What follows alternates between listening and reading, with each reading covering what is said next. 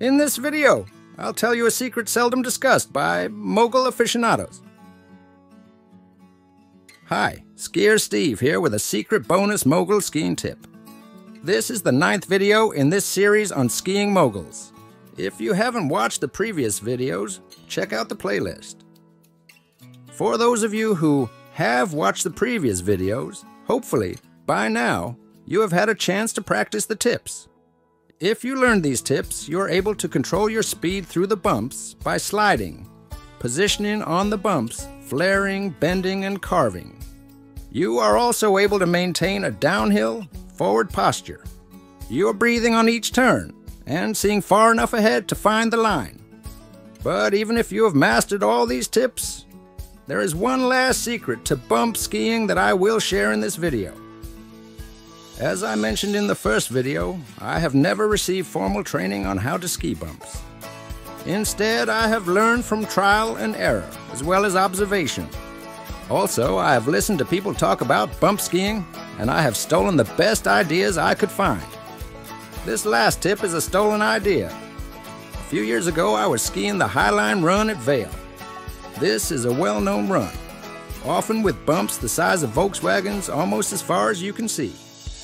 I noticed a group of young skiers with an instructor at the top of the run. So I skied over close enough to where I could hear the instructor. He told his class that he had taught them how to ski moguls and he was very pleased with their success. But he had one last tip for them that he claimed was really important.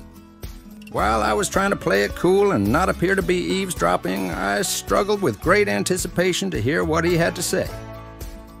The instructor told the teenagers that this time as they went down the mountain, they needed to focus on this technique he was going to show them. Then he broke into a big grin and said, "You have to smile." He explained that the body has a feedback mechanism that causes us to smile when we feel good and things are going well. He then explained that this feedback mechanism also works in reverse, which is to say that if we smile, it can cause our bodies to feel good and relax. Then he took off down the slope, followed by a bunch of grinning skiers. I remember thinking to myself, is this for real? So I gave it a try.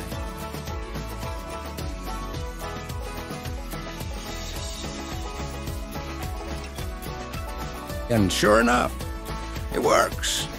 So if you want to become a true mogul master, remind yourself to smile as you feel the rhythm bouncing through the bumps in your zen-like state. A couple of years later, I found myself in a mogul field in Telluride. As I came around one mogul, I found a young woman tangled up in a trough. I stopped and helped her get her skis back on and standing upright. Then I continued on down the run. As I approached the bottom, I saw a couple of people staring up at the hill. It occurred to me that they must be friends of the girl I had met, and that they were probably wondering what happened to her. I decided to ski over to them and let them know that she was okay and she was on her way. When I explained to them that I had seen them looking up the hill and thought they might be waiting for their friend, they responded that they weren't looking for a friend, but they were watching me come down the hill. They said I looked like I was having a great time, which of course I was. But there's no doubt I was applying the smile technique. Well, that's it, partner. Thanks for watching these videos. I hope they have helped you with your mogul skiing, and soon people will be telling you how much fun you look like you are having. If you have mogul skiing tips you can share, please leave them in the comments. You may want to check out some of my other skiing videos, and please subscribe.